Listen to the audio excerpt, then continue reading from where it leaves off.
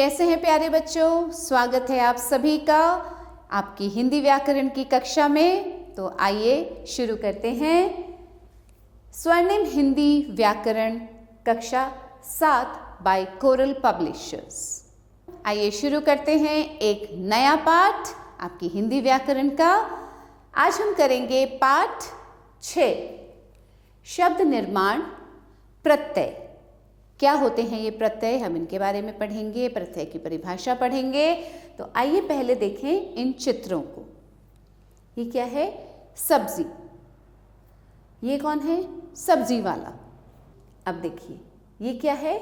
धन। और इस चित्र में कौन है? ये धनवान। वाला और वान शब्दों के जुड़ने से नए शब्द बन गए हैं। सब्जी में वाला जोड़ा तो सब्जी वाला बन गया, एक नया शब्द बना।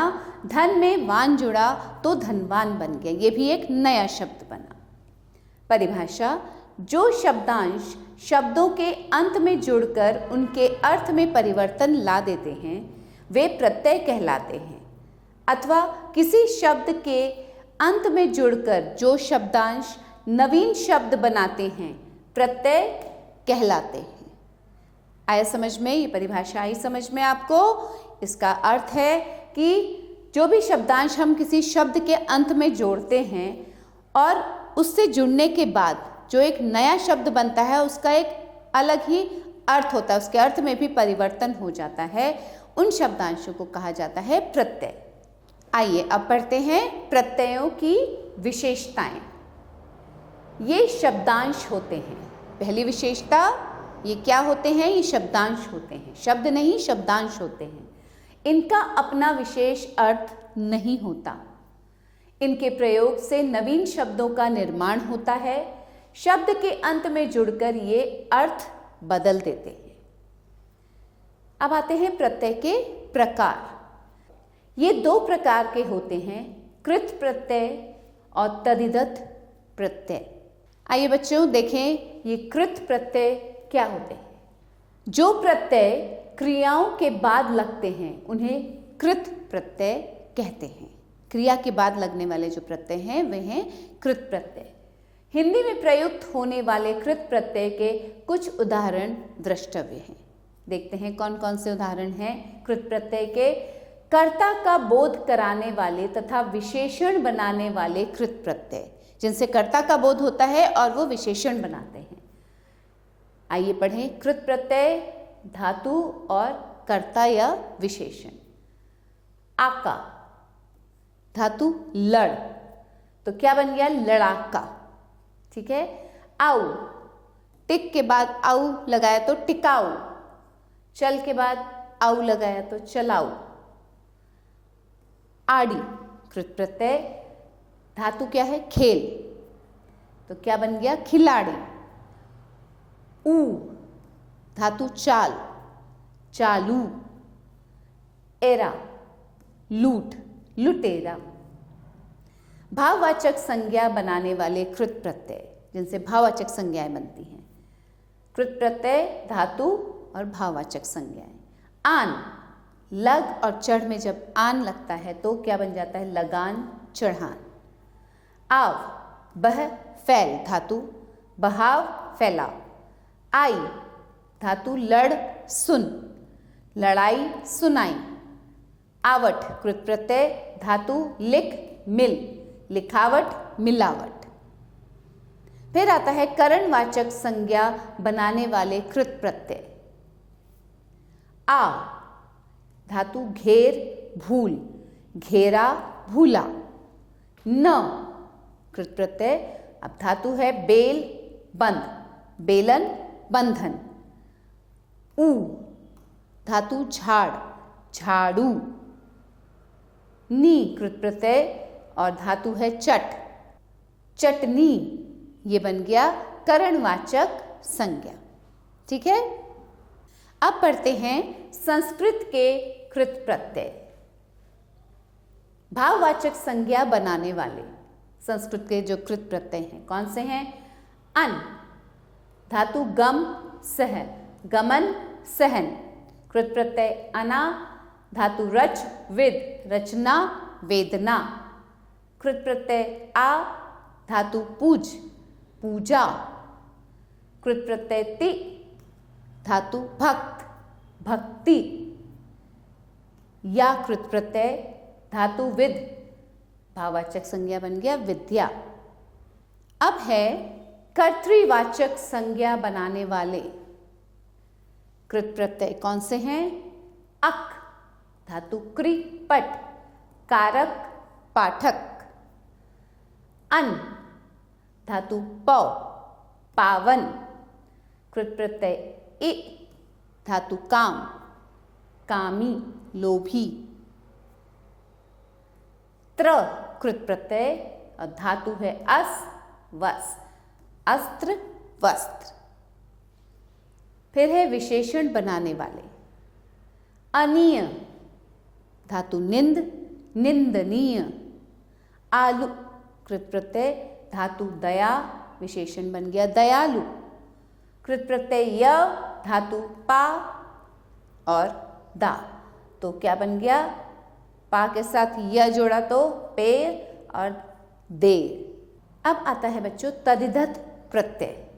जिन शब्दांशों का प्रयोग संज्ञा, सर्वनाम, विशेषण अथवा अव्यय शब्दों के अंत में किया जाता है वे तदिधत प्रत्यय कहलाते हैं। कहाँ किया जाता है शब्दांशों का? ऐसे शब्दांश जिनका प्रयोग संज्ञा, सर्वनाम, विशेषण तथा अव्यय शब्दों के अंत में किया जाता है वे कहलाते हैं तदिधत प्रत्यय। इनके योग से निर्मित शब्द तदिदांत कहलाते हैं। जैसे मीठा जमा आस, मिठास। प्रभु जमा ता, प्रभुता। पाठ जमा क, पाठक। संग जमा त, संगत। हिंदी में प्रयुक्त होने वाले प्रमुख तदिधत प्रत्ययों के कुछ उदाहरण द्रष्टव्य हैं। तो अब हम देखेंगे कुछ तदिधत प्रत्ययों के उदाहरण जो कि हिंदी में प्रयुक्त होते हैं। कर्तृवाचक संज्ञा बनाने वाले तदिधत प्रत्यय। इधर तदिधत प्रत्यय लिखे हैं, फिर संज्ञा और फिर है जो कर्तृवाचक संज्ञाएं बनती हैं। आर, चाम, सोना, संज्ञा, चमार, सुनार। इया, मुख और दुख, मुखिया, दुखिया। हारा, लकड़ी, लकड़हारा। ई, संज्ञा तेल, तेली। वाला, संज्ञा घर, गाड़ी, घर वाला, गाड़ी वाला। गर, जादू, सौदा, संज्ञा और कर्तृवाचक संज्ञा बना जादूगर, सौदागर।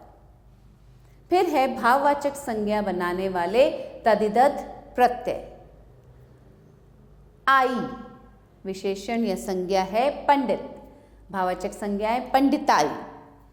आपा, मोटा, बूढ़ा, मोटापा, बुढ़ापा। आस, खट्टा, मीठा, खटास, मिठास। तदिधत प्रत्यय आहट, विशेषण या संज्ञा कड़वा, चिकना, कड़वाहट, चिकनाहट। ई, गरम, खेत, गर्मी, खेती। ठीक है, आगे चलते हैं। अब देखिए संबंधवाचक तदिधत प्रत्यय। आल, संज्ञा ससुर, संबंधवाचक ससुराल। एरा, चाचा, चचेरा, देखिए संबंध बता रहा है, ससुराल, चचेरा ये सब संबंध वाचक हैं। हाल, नाना, ननिहाल। फिर है लघुवाचक तदिधत प्रत्यय। ई, प्याला, रस्सा, प्याली, रस्सी, ये हो गया लघुवाचक।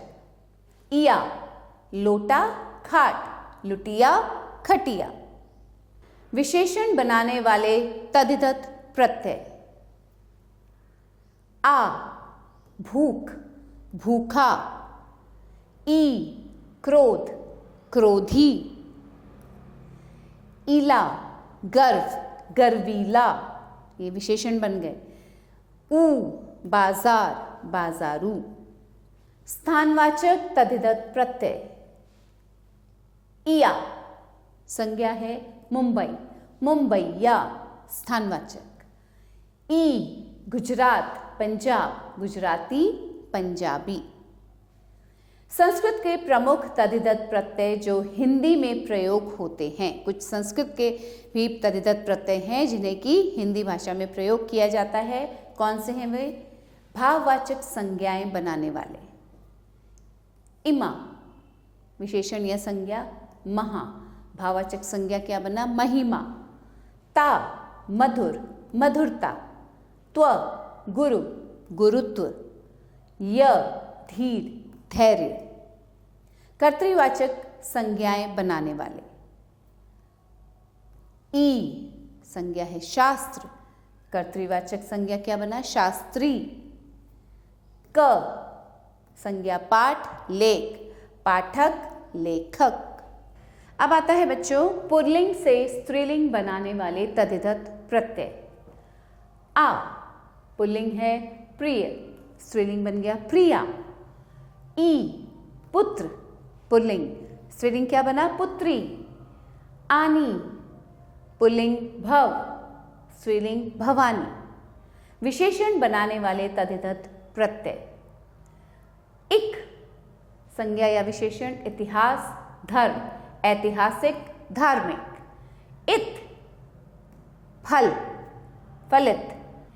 ईन प्राची, कुल, प्राचीन, कुलीन। ईय जाति, देश, जातीय, देशीय।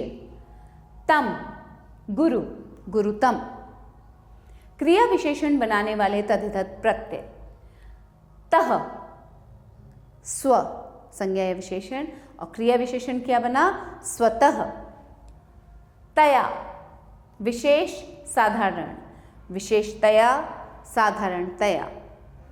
था अन्य, क्रिया विशेषण बना अन्यथा। अब पढ़ते हैं बच्चों अरबी फारसी के प्रमुख तद्धित प्रत्यय। ठीक है, तो अब हम पढ़ेंगे अरबी फारसी के कुछ तद्धित प्रत्यय। इयत संज्ञा या विशेषण इंसान, हैवान और शब्द क्या बना? इंसानियत, हैवानियत। गार मदद, मददगार। गी मर्दाना, मर्दानगी। दानी चूहा, चूहादानी। पोश मेज, मेजपोश। आना रोज, रोजाना। नाक दर्द, दर्दनाक। ई आसमान, आसमानी। खोर आदमी, आदमखोर। अब देखते हैं उपसर्ग और प्रत्यय में अंतर, दोनों में अंतर क्या होता है। उपसर्ग वे शब्दांश हैं जो मूल शब्द के प्रारंभ में लगाए जाते हैं, परंतु प्रत्यय वे शब्दांश हैं जो मूल शब्द के अंत में लगाए जाते हैं। यह है उपसर्ग और प्रत्यय में अंतर। तो चलिए बच्चों अब करते हैं अभ्यास। देखें आपने क्या सीखा। निम्नलिखित प्रश्नों के उत्तर दीजिए। तो जैसा कि आपने अभी पूरा पाठ पढ़ा है, सब परिभाषाएं पढ़ी हैं सभी की, तो उनको एक बार फिर से अध्ययन करेंगे और इन प्रश्नों के उत्तर आप स्वयं लिखेंगे। मैं प्रश्नों को पढ़ती हूँ। प्रत्यय से आप क्या समझते हैं? उदाहरण स्पष्ट कीजिए। कृत प्रत्यय से क्या तात्पर्य है? उपसर्ग और प्रत्यय में क्या अंतर है? उचित शब्द की सहायता से रिक्त स्थानों की पूर्ति कीजिए। यहाँ कोष्ठक में दो दो शब्द दिए गए हैं, जो उचित शब्द है उन्हें हमें इन रिक्त स्थानों में भरना है। सुरेश का बड़ा भाई का काम करता है बढ़ई, बढ़ाई। सुरेश का बड़ा भाई बढ़ई का काम करता है, तो यहाँ लिखेंगे हम बढ़ई। रमा की बहुत सुंदर है लिखावट या लेख। रमा की लिखावट बहुत सुंदर है, लिखावट। ठीक है। अर्जुन सो गया थकान या थक कर। अर्जुन थक कर सो गया। में कुछ फल रख दो, टोकरी या बर्तन। टोकरी में, तो यहां लिखेंगे टोकरी। ठीक है। अब करते हैं निम्नलिखित प्रत्ययों से दो दो शब्द बनाइए। यहाँ कुछ प्रत्यय दिए गए हैं बच्चों, इनसे आपको दो दो नए शब्द बनाने हैं। आका, आका, लड़ाका और पताका, लड़ाका पताका, ठीक है। अक, जनक, जन में जब अक जोड़ देंगे तो जनक, और पलक, पल में अक जोड़ेंगे तो पलक बन गया। एरा, सपेरा, सपेरा लुटेरा। आपा, बुढ़ापा मोटापा, बुढ़ापा और मोटापा। आव, भराव, भराव और ठहराव। एरा, एरा फिर से लिखेंगे आप, यहाँ मैंने एरा से दो शब्द बनाए हैं, आप एरा से दो और शब्द बनाएंगे। ऊ, बिकाऊ, बिकाऊ और टिकाऊ। अब बच्चों बाकी के शब्द आप स्वयं बनाएंगे ई, अनीय और ता से, ठीक है। दिए गए वाक्य के अनुसार सही विकल्प चुनिए। यहाँ कुछ वाक्य दिए गए हैं और उनके विकल्प भी दिए गए हैं, हमें सही विकल्प चुनना है। शब्द के अंत में जुड़कर जो शब्दांश नवीन शब्द बनाते हैं कहलाते हैं उपसर्ग, प्रत्यय, संधि, शब्दांश, वे कहलाते हैं प्रत्यय। जो प्रत्यय क्रियाओं के बाद लगते हैं उन्हें प्रत्यय कहते हैं। उन्हें अंत, गुण, कृत, मूल, उन्हें कृत प्रत्यय कहते हैं। प्रत्यय का अपना विशेष नहीं होता। अर्थ, समानार्थी, गुण, दोष, प्रत्यय का अपना विशेष अर्थ नहीं होता। प्रत्यय के प्रयोग से शब्दों का निर्माण होता है। नवीन, विलोम, समानार्थी, पर्यायवाची, नवीन शब्दों का निर्माण होता है।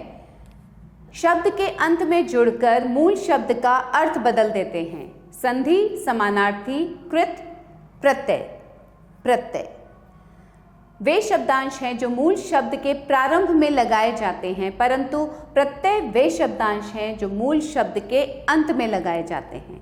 उपसर्ग, कृत, समानार्थी, विलोम। तो कौन से शब्दांश मूल शब्द के प्रारंभ में लगाए जाते हैं? उपसर्ग।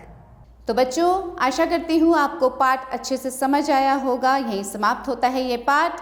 एक बार फिर मिलेंगे एक नए पाठ के साथ, कुछ नया सीखेंगे, कुछ नया पढ़ेंगे।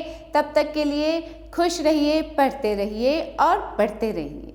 आभार।